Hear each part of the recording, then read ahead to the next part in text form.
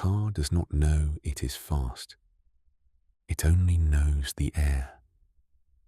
Every surface, every angle, every curve ground into its carbon fiber body is a conversation with something invisible, a negotiation between what physics permits and what the human mind is willing to ask for. The fastest racing cars ever built did not begin on a track. They began in silence, in rooms where the loudest sound was the scratch of a pencil on tracing paper and the occasional low breath of a man who had just found something that wasn't there before. Daniel Ashford spent 40 years in those rooms. This is his story. He grew up in Guildford, Surrey, not far from the circuit at Brands Hatch, where his father took him on a grey Saturday morning in 1971, when Daniel was 8 years old. They stood at the fence at Druid's Corner, a tight hairpin where the cars came in fast and heavy on the brakes before turning hard left and accelerating down the hill. And the first car that came through hit him like a physical thing. Not just the sound. The sound was part of it, but the sound was only the beginning. What hit him was the shape of it, the way the air moved around the car, visible in the shimmer and disturbance of the wake, in the way the grass at the edge of the track flattened as the car passed. He was 8 years old, and he understood nothing about aerodynamics. And yet he understood, in some wordless, precognitive way, that the car was doing something to the air, that the air was the thing, that the shape of the car was not decoration. It was conversation. He stood at the fence for 4 hours. His father brought sandwiches. Daniel ate without looking away from the track. He was not a fast child. He did not race karts. He did not have the reflexes or the nerve or the competitive ferocity that racing drivers are made of. He was a quiet boy who read slowly and thoroughly, and who built things. Models at first, then more complex constructions, intricate balsa wood structures that he tested in the current of a standing fan in his bedroom, with small wool tufts taped to the surfaces so he could see how the air moved. His mother thought this was strange. His father, who understood things through watching rather than words, said nothing and quietly bought him better fans. By the time Daniel was 15, he had filled 6 notebooks with sketches. Not drawings in the artistic sense, diagrams. Precise, annotated, obsessive diagrams of shapes and their relationship to airflow. He had taught himself the basics of fluid dynamics from a university textbook he found in the Guildford Library, and had not fully understood, and had read 3 more times until he did. His physics teacher, a measured man named Mr. Hendricks, found him one afternoon working on the diagrams during lunch break.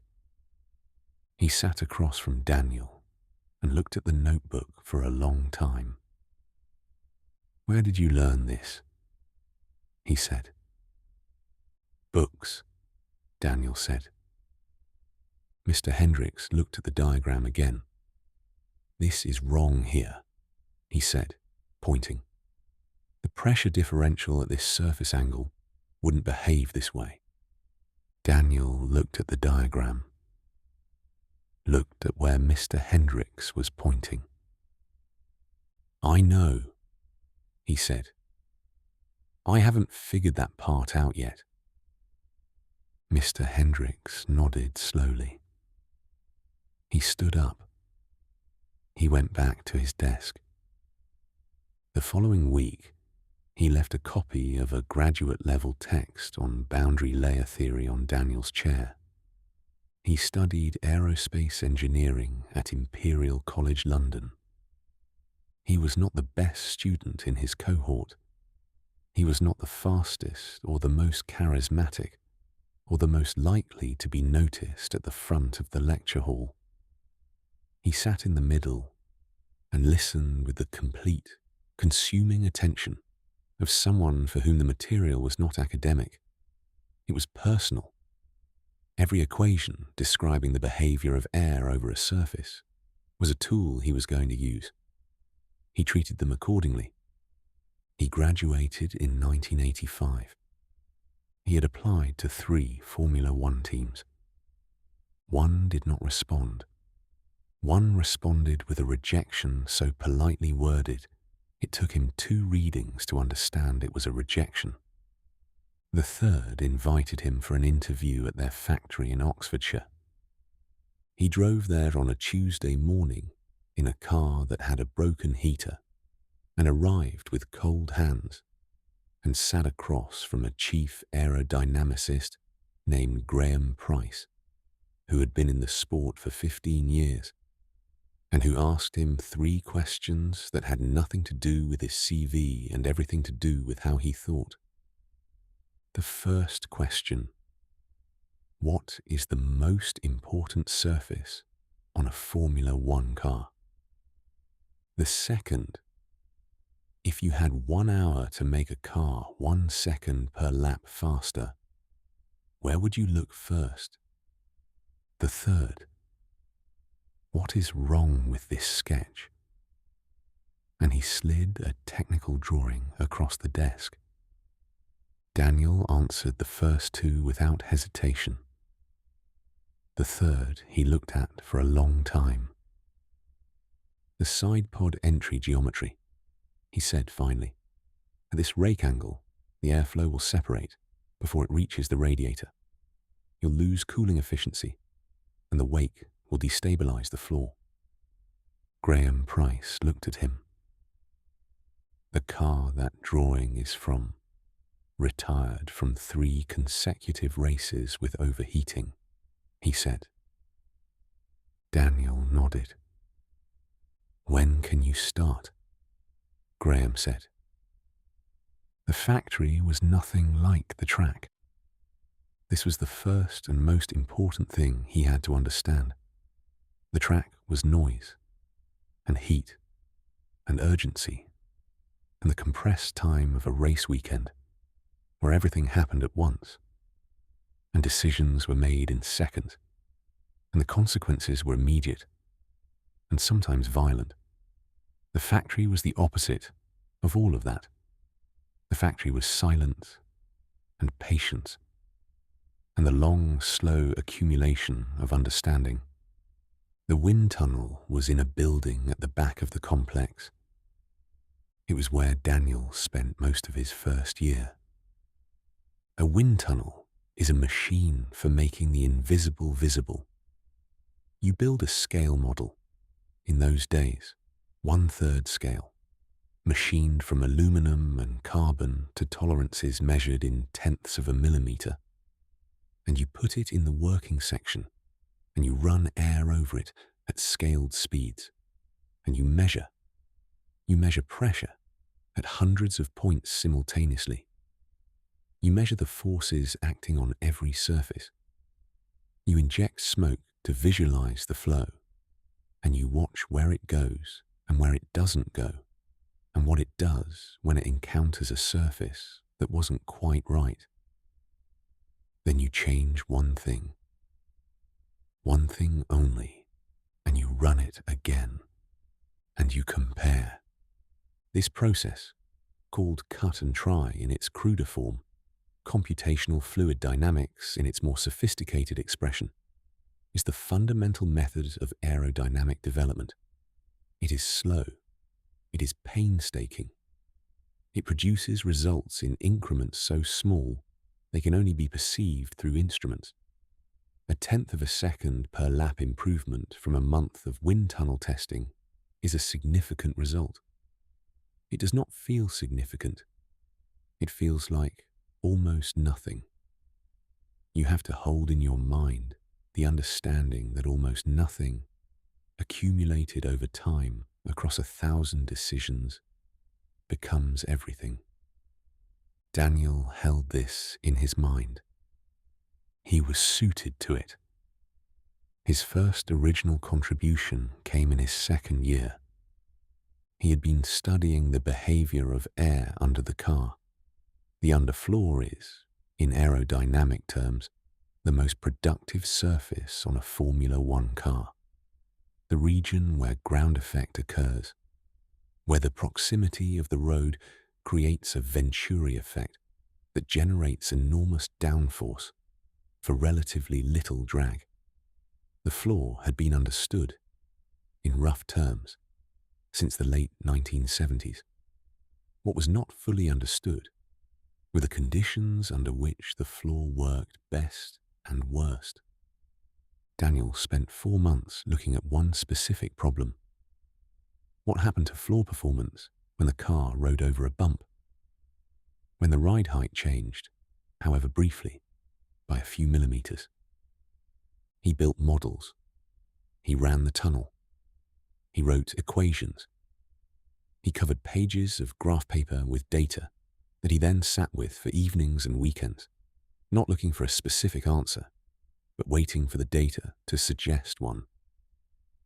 The answer, when it came, was counterintuitive.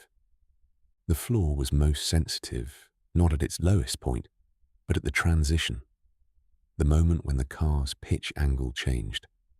A floor that was stiff in ride but soft in pitch was losing performance every time the car compressed over a bump in a way that current suspension settings weren't addressing. He brought the finding to Graham. Graham looked at the data for a long time. He made 2 phone calls. 3 weeks later, the race car was modified. The following weekend, at a circuit with a notably bumpy surface, the driver reported that the car felt planted in a way it never had before. The lap times confirmed it. Half a second per lap on a circuit where they had historically struggled. Half a second is an enormous margin in Formula One. Graham called Daniel into his office. "That's good work," he said. That was all. Daniel understood. That was a great deal. He worked his way through the levels of the sport over the following decade. Not through ambition in the conventional sense. He was not a man who wanted his name on things, or his face in the paddock, or his opinions quoted in the trade press. He moved upward because the work kept getting more interesting. Each level offered more complex problems, more data, more latitude to ask harder questions. He moved to a larger team in 1991, a team with more resources and a more sophisticated tunnel, and a computing department that was beginning to do things with computational fluid dynamics that had seemed impossible 5 years earlier. He married a woman named Claire, who was a structural engineer and who understood what he did in the way that only someone who thinks in equations can understand someone else who thinks in equations. They lived in a house near Bicester. They had 2 daughters who were both, with what Daniel privately regarded as a magnificent inevitability, drawn to mathematics. He was happy in a way that was not dramatic. The quiet, complete happiness of a man who has arranged his life around the thing he was made for. The car that made his reputation was designed in the winter of 1997. He was 34 years old. He had been promoted to head of aerodynamic development the previous season, a role that gave him full authority over the car's aerodynamic concept from nose to diffuser. It was the first time he had owned a design entirely. He started, as he always started, not with a solution, but with a question. The question that winter was this: where are the regulations protecting us from ourselves? Formula One regulations are written to restrict performance. They define what is legal and what is not. They set dimensional limits on wings and bodies and floors. The implicit assumption is that the regulations define the space, and the designers fill it. Daniel had always believed this was the wrong way to think about it. The regulations did not define the space. They defined the boundaries. The space was everything inside the boundaries, and most of it had never been mapped. He began mapping it. He worked backward from the regulations to the physics, not asking what the regulations permitted, but asking what the physics required, and then checking whether the regulations allowed it. The distinction was subtle, but everything. One approach started from the rulebook and looked for opportunity. The other started from first principles and looked for restriction. 3 months of that process produced a floor concept that nobody in the sport had explored, a subtle geometry in the transition zone between the side pods and the underfloor that altered the pressure distribution in the critical area ahead of the rear diffuser. The gain was 3/4 of a second per lap. In the context of Formula One, 3/4 of a second is not a gain. It is an era. The car won the Constructors' Championship that season, and the following season, Daniel did not attend the celebration party after the second championship was confirmed. He was in the wind tunnel. There was a characteristic in the front wing's interaction with the rear diffuser under high-speed compression that he had not fully resolved, and he had been thinking about it since August and did not want to lose the thread. Claire brought him food at 11 o'clock that evening. She sat with him in the tunnel control room while he worked. "They're celebrating," she said. "I know," he said. "You should be there." "I will be," he said. "After." She looked at the data on the screen. She could read it, broadly. She was an engineer, and the patterns were legible to her, even across disciplines. "What are you looking at?" she said. He pointed to an anomaly in the pressure data, a small deviation from the predicted behavior at a specific point in the car's pitch cycle. "It's wrong here," he said. She looked at it. "How much?" "Not much," he said, "but it's wrong." She nodded. She understood this completely. Wrong was wrong, regardless of magnitude. She went home at midnight. He stayed until 3. He did not find the answer that night. He found it 6 weeks later, sitting in the kitchen at 6 in the morning before his daughters were awake, with a cup of tea going cold beside him, looking at nothing in particular. The solution arrived the way solutions sometimes do, not through the final push of deliberate effort, but through the accumulated weight of sustained attention suddenly releasing. He reached for the notepad he kept on the kitchen counter and wrote 3 lines of equations and a small diagram. Then he made another cup of tea. Then he went upstairs and woke Claire. "I found it," he said. She did not ask what. "Good," she said. Now go to sleep. He moved into the role of technical director in 2003. The role was different. Less tunnel, more people, more meetings, more decisions about directions rather than details. He found parts of it genuinely interesting and other parts tolerable. And he managed the tolerable parts by understanding that they were the cost of being in a position where his decisions shaped the whole car rather than individual surfaces. He was good at the people parts, despite himself. Not naturally. He was not a charismatic man, not a man who filled rooms or commanded attention through force of personality. But he was honest, and he was consistent.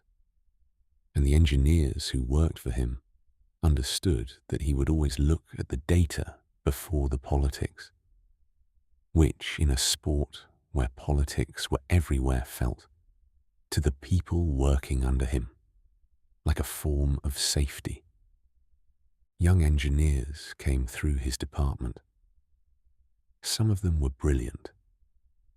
Some of them were brilliant in the ways that are obvious and already known. And some of them were brilliant in the quieter ways that only become visible to someone who is watching for them. He watched for them. When he found one, he did what Mr. Hendricks had done for him 30 years earlier. He left things on desks. He asked questions that were invitations rather than assessments. He created the conditions for someone to discover what they were capable of, and then step back and let the discovery happen. He did not think of this as mentorship. He thought of it as continuing a conversation. The hardest year was 2009.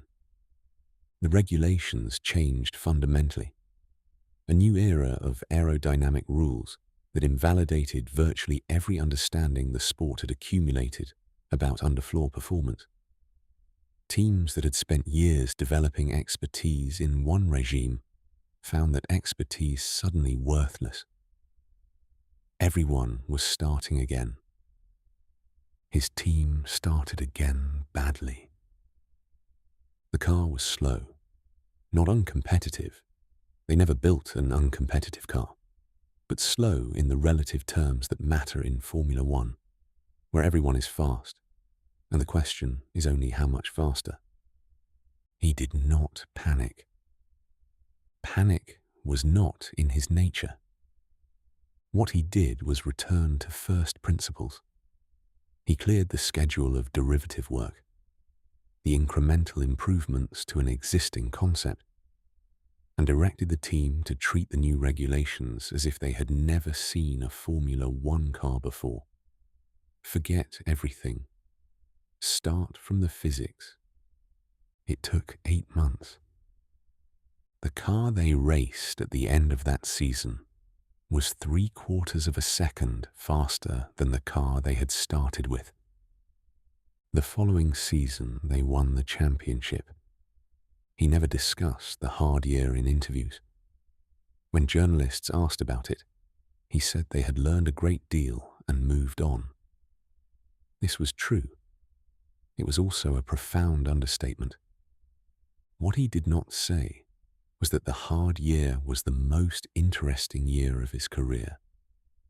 That starting from nothing, genuinely from nothing, with the accumulated knowledge of 20 years, but without the accumulated assumptions, had produced insights that the comfortable years had never required.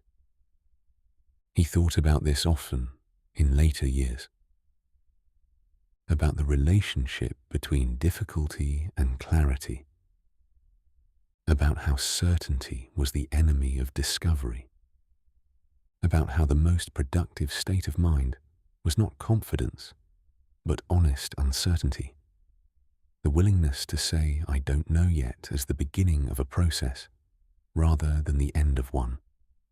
He retired in 2019. 34 years. 11 Constructors' Championships across 3 teams, a technical legacy that could be traced through the design DNA of cars still racing decades after he had drawn the original concepts. He did not make an announcement. He told the team principal, who told the board, and a brief statement went out on a Tuesday that most of the motorsport press treated as significant news, and that Daniel himself experienced as a Wednesday that felt much like a Tuesday. He and Claire moved to a house in the Cotswolds. He had a study. In the study was a drawing board. Not a computer, a drawing board, the physical kind, with a parallel motion and a drafting head, and a surface large enough for full-scale detail drawings. He had not worked on a physical drawing board since the early 1990s, when everything moved to CAD software. But he had kept the board from his first office and moved it with him through every change of position. And when he set it up in the study in the Cotswolds house and laid a sheet of tracing paper on it and held a pencil over the surface, something returned to him that he had not known was missing. The silence, the particular silence of a problem that exists only between a person and a surface. No data pipeline, no simulation queue, no team waiting for direction. Just the question of what shape air requires when it moves over a thing. He drew for pleasure now. No competition. No regulation. No race weekend at the end of it. Just the geometry of an idea, worked out slowly and carefully in pencil on paper, in a room where the loudest sound was the scratch of the lead and the occasional voice of the wind outside and the footsteps of Claire in the kitchen below, making tea. He was not finished with the problem. The problem, he had come to understand, did not finish. It was not the kind of problem that resolves. It was the kind that deepens, that opens, the further in you go, into more questions, each one more interesting than the last, leading always towards something that feels almost understood, and then reveals another layer, another surface, another angle through which the air moves in ways that have not yet been named. He picked up the pencil. He began again. The best problems don't end. They just get quieter.